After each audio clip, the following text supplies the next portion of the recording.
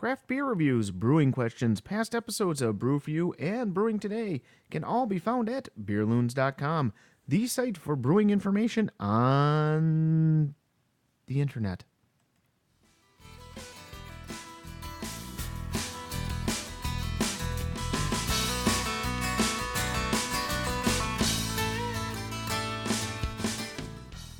Hello everyone, I am your host Mike Campbell and welcome to Brew4U. Today we are reviewing Victory Brewing Yakima Glory Ale.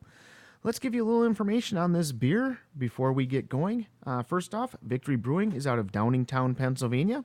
This is considered a winter seasonal, which is November through February with its availability.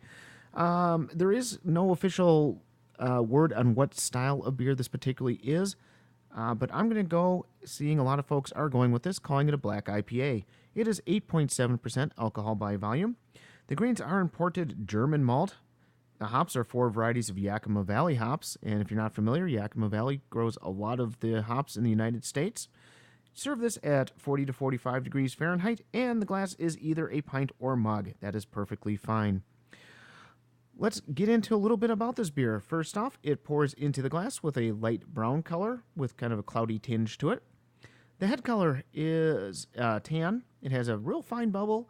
It's nice and thick with a slow fade time. In the aroma, you get hit with kind of a dark fruit smell right up front. There's a little bit of kind of a chocolate, a slight alcohol aroma to it as well. There's a sweetness to this beer. You don't really get much robustness. From a darker style, you might expect a little bit, but I think in this case it's more for color than it is for flavor. And you also pick up kind of a woody, piney type of aroma in the scent as well. So let's go ahead and give this beer a taste.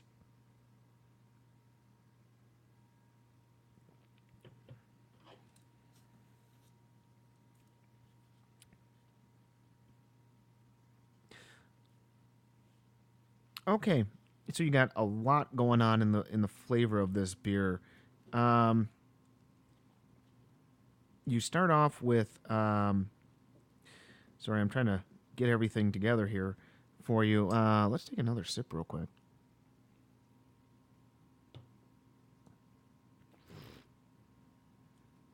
So you do taste kind of a chocolate note up front, and a little bit with the malt. In the middle, it starts to transform like a lot of beers do. You'll start off kind of with the malt. There's not a lot of robustness to this, but it's more kind of chocolate, a little bit more kind of sweetness to it. In the middle, you start noticing the alcohol. The alcohol's in there a little bit. It's not hot or burning by any means, but you do pick up the alcohol a little bit as it starts to transition over to more of a biting flavor. And then aftertaste is a lot. There's a lot of hops going on. There's a lot of flavor going on.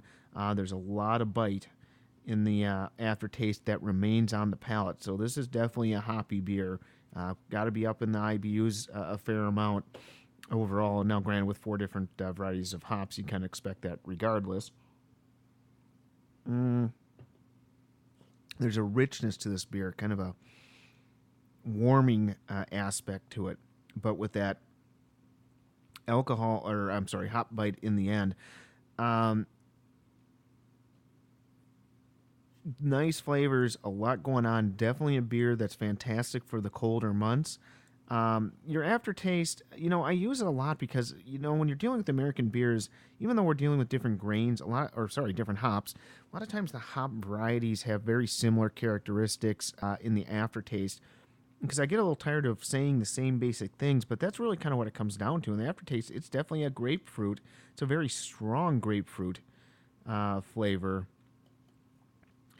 And very noticeable, and it stays on the palate. Body on this is medium, definitely a hoppy beer. Even though we pick up the malt up front, it's definitely a hoppy beer. In fact, I'm going to give this a 7 out of 10 on the hop scale. It is fairly high. Nice beer, great winter style beer, easy drinking if you're into hops, which I am. I'm going to give this beer a 77 out of 100, which is in our excellent range. So don't forget to check out our homebrew podcast show called Brewing Today. And until next time, cheers.